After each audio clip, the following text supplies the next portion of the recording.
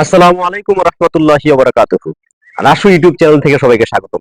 2026 সালে এসে একটা জিনিস নিবিড়ভাবে পর্যবেক্ষণ করলাম, গভীরভাবে ভাবলাম, এই তথ্য প্রযুক্তির কম্পিটিশনের বাজারে আমরা যত বেশি তথ্য প্রযুক্তি নির্ভর হব, টেকনোলজি আমাদেরকে যতটা পেয়ে বসবে, আমরা যতটা বিশ্বায়নে বিশ্বায়িত হব, ঠিক ততটাই প্রাকৃতিকতা, ন্যাচারালিটি আমাদের থেকে তত বেশি দূরে সরে যাবে, দূরে পালাবে। এখন প্রশ্ন করতে পারেন বিষয়টা কেমন? একদম সিম্পল বিষয়, একবার স্বাভাবিক বিষয়। ধরেন আগে আমরা মাছ, তরকারি, শাক সবজি, ফলমূল বাজার থেকে নগদে কিনে এনে নগদে খেতাম, পুকুর থেকে মাছ ধরে নগদে কেটে কেটে ওই দিনই খেতাম, বা সেটাকে প্রক্রিয়াজাত করে রাখা হতো। এখন দেখেন ফ্রিজের প্রচলন আসছে। আজকে মাছ কিনলাম, কেটে কুটে পরিষ্কার করে ফ্রিজে রেখে দিলাম, 1 মাস 2 মাস পরে খেলাম।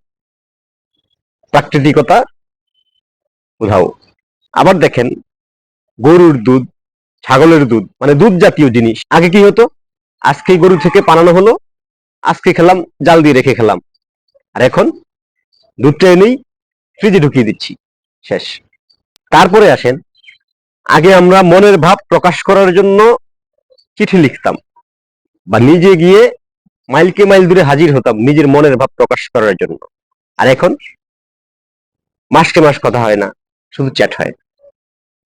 কারো কথা মনে পড়লে বা কারোর স্টোরি সামনে আসলে একটা এসএমএস দিয়ে রাখি, একটা নক দিয়ে রাখি। চিঠি লিখে বা নিজে সশরীরে উপস্থিত হয়ে যে ভাবটা প্রকাশ করা যায়, মেসেঞ্জারে চ্যাট করে সেই ভাবটা প্রকাশ করতে পারবেন না। কারণ হচ্ছে, আপনি যখন মেসেঞ্জারে চ্যাট করতে থাকবেন, একাধিক জনের সাথে আপনি চ্যাট করছেন, কার সাথে কার মনের ভাব প্রকাশ করছেন আপনি নিজেও বুঝতেছেন না। এই যে প্রাকৃতিকতা, শেষ। এছাড়া অন্য কত বিষয় দেখেন, কত কত বিষয় দেখেন, যেই প্রাকৃতিকতা, যেই ন্যাচারালিটি আমাদের কাছ থেকে হারিয়ে গেছে, নাই বললেই চলে। আর শত চেষ্টা করলেও সেই ধরনের প্রাকৃতিকতা, সেই ঐতিহ্যবাহী জিনিস আমাদের মাঝে আর ফিরে আসবে না, শত চেষ্টা করলেও না। তবে এই বিষয়টা ধারণ করতেই ভালো লাগে যে আমরা একসময় ওই সমস্ত দিনে ছিলাম, যেই সমস্ত দিনে প্রাকৃতিকতা বেশি ছিল। শুকরিয়া আল্লাহর দরবারে।